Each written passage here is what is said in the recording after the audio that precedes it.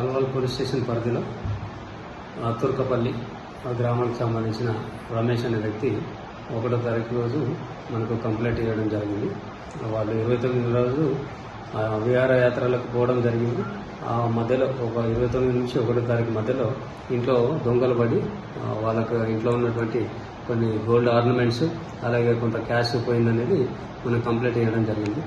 దాని ద్వారా మా యొక్క అల్వాల్ టీము అలాగే సీసీఎస్ వాళ్ళు కలిపి సీన్ విజిట్ చేసి క్రూజ్ టీమ్ కూడా తీసుకురావడం జరిగింది. దాంట్లో సీసీ కెమెరాలో ఇద్దరు వచ్చి లాక్ బ్రేక్ చేసేసి దొంగతనం చేసినట్లు గుర్తించబడింది.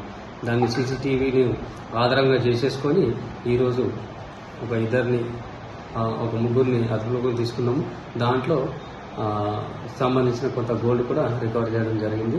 దాంట్లో భాగంగా వాళ్ళ మధ్యలో ఒక 2.5 కిలోల మన గాంజాను కూడా సీజ్ చేయడం జరిగింది.